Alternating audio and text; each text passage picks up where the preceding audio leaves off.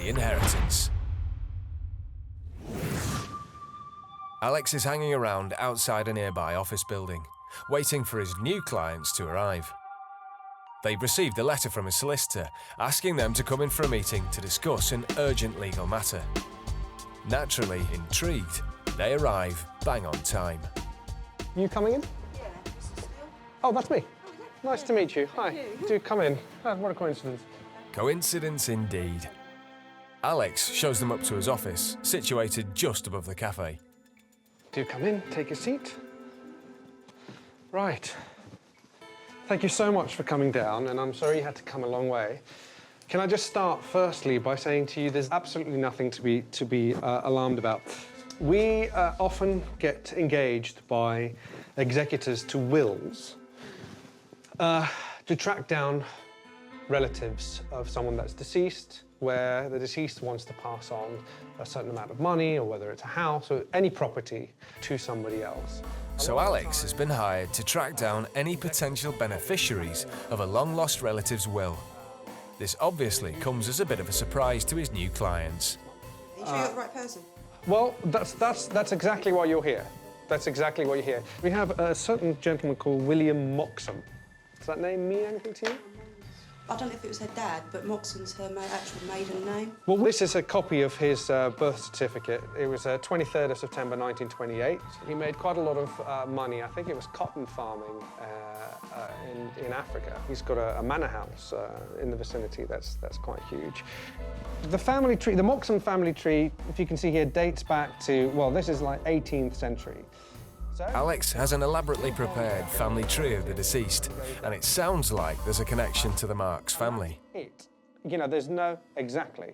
Now, William In fact, all Alex has is her family name, available to anyone with access to the electoral roll and birth records. William Moxham married, it's a bit of an Annan Cole Smith situation. He's got a 23-year-old wife and no living descendants. Oh my God, this is like a dream. This is like...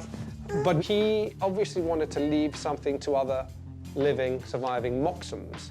I'm not saying to you that you're going to be a millionaire tomorrow because I don't know what it is. I'm not allowed to know. I'm not privy to that information. That information comes from the executor of the will, which is a gentleman called Rob Marks. Okay? We've had 6 months to do it. We have drawn a blank until recently when we found you. What I need to do is I need to speak to the executor, Robert Marks, and say that hold the boat, can't give everything to the 20-year-old wife. We've got somebody else who might qualify for whatever it is that they're allocated. Because today is our deadline, and believe me, they're all waiting for this deadline to happen so they can just close the case, give all the money, pass on to the next case. What we will need is a swab, a mouth swab, saliva swab. Would you be okay with that? Let me just call, I'm just going to quickly call the lab. To be absolutely sure there's a family connection, the solicitor will need a DNA test. In fact, he'll be speaking to Abby in her first role of the hustle.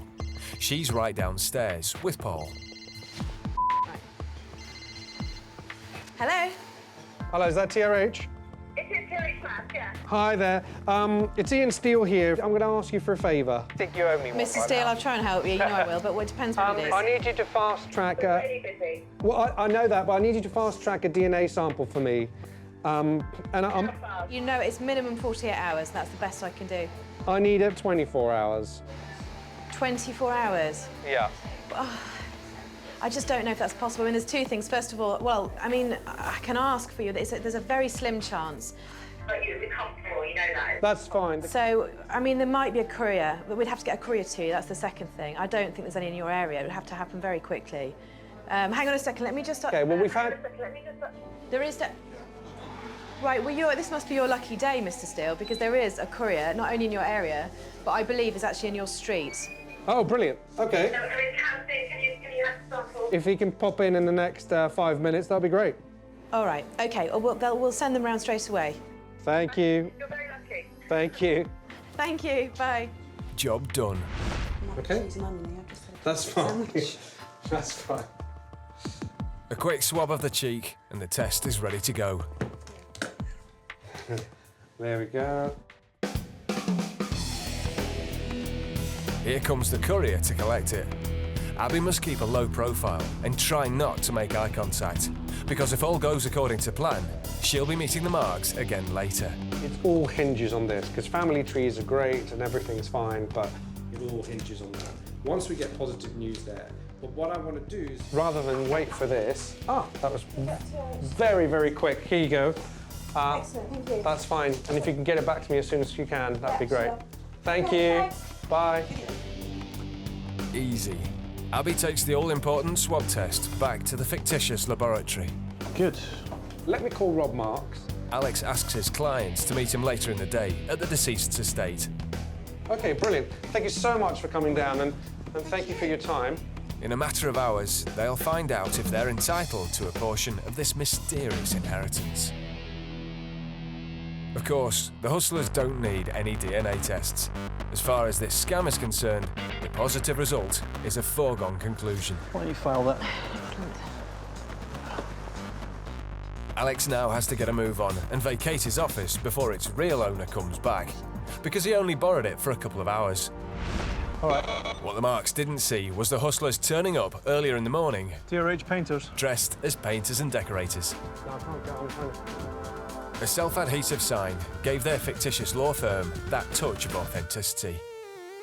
Unfortunately for the office's owner, he won't return to the smell of wet paint. But for the Marks, the stakes are about to be raised. It is my opinion that it is her legal right. And Abby still has her biggest part to play. We're going to sort this out. No, it's not done. It's absolutely ridiculous. The hustlers and their latest recruit, Abby, have arrived at a large country manor. It certainly looks like the home of a wealthy country gent, but it's actually just been hired for a couple of hours. Abby's biggest challenge is coming up. She's going to have to play the part of a lawyer. The place has been rigged with cameras to capture her performance. They have just moments before the whole show starts.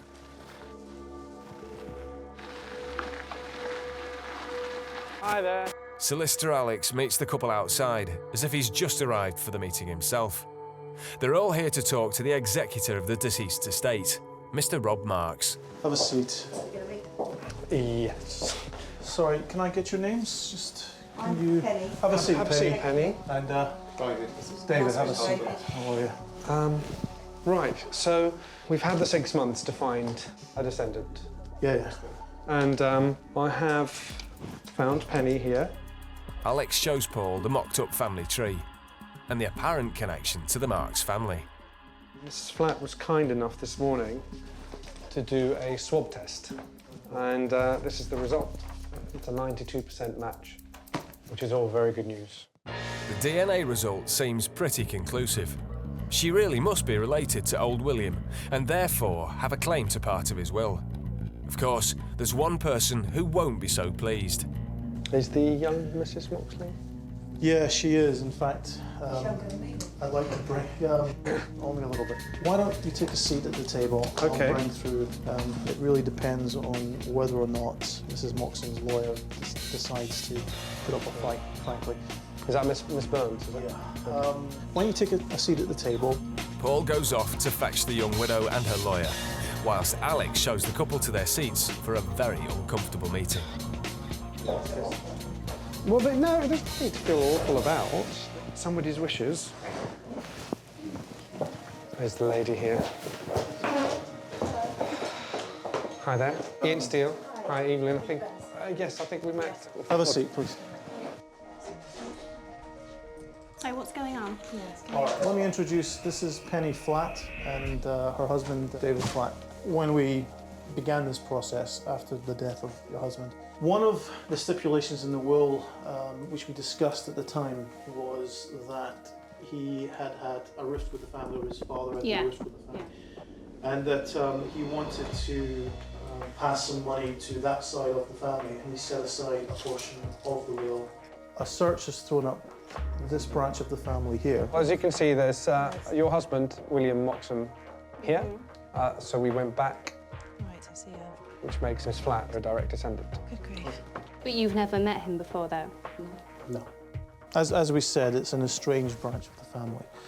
So today, our job was to complete the will with a reading, but because of this, I'm going to delay that by 48 hours. No, you can't do that. I'm afraid it can. It is my prerogative as executive to do that. I think you'll find So that she could have... £250,000 has been set aside for that branch. of the What, family. for this woman to take? The sum of money is an astonishing amount. Anyone would love to get their hands on that sort of cash.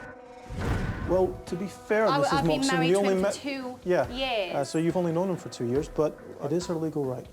I don't get if it's anyone's legal right or not. Not anyway. I've been with him for 2 years. He's been ill. No, that is absolutely ridiculous. I'm going. That didn't really go down too well.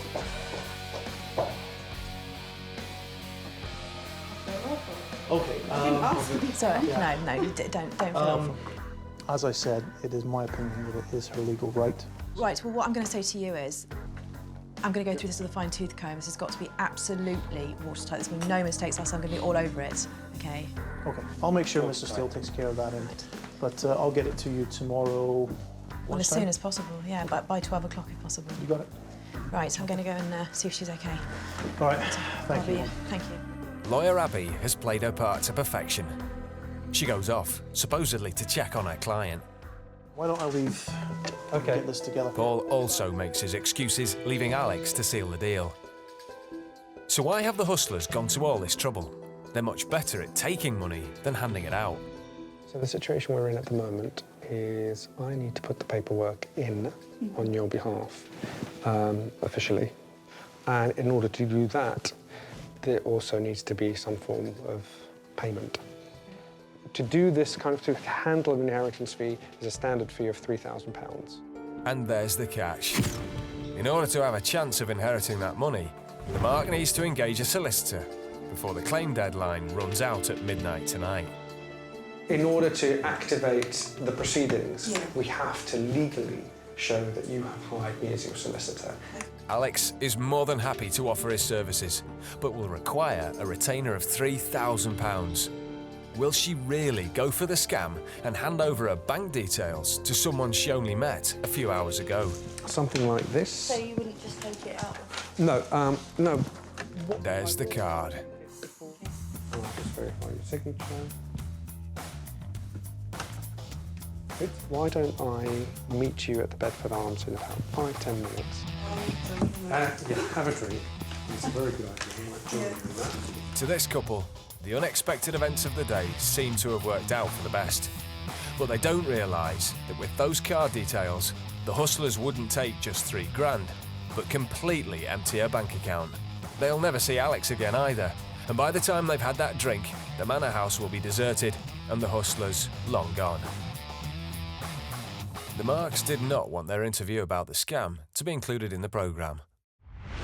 I feel terrible for her when she finds out she's not going to inherit that money, and I couldn't look at her actually, and I didn't like that aspect of it. I didn't like it. I felt bad. What we've actually done is proved how people can be conned out of this sort of amount of money. So hopefully people will learn from watching this. I definitely do not see myself making a career move as a full-time hustler. Who wouldn't like an unexpected fortune from a relative you didn't even know existed? For the Marks, it was a wonderful surprise, until they had to put their hands in their pockets. Never allow yourself to be pressured into handing over money. If you really are in line for an inheritance, then that opportunity is not going to go away at the stroke of midnight. A quick phone call will be able to determine whether the person or the company you're dealing with are for real. Now, if they're genuine, they won't mind the wait. But if they're scammers, they'll be gone long before you pick up the phone. If you've been left money in a will, there's almost certainly no important deadline. Events are being compressed so that you're being asked to make decisions that you'd normally think about in slow time, quickly, on the hoof. And that's when you part with your money, and that's when you get scammed.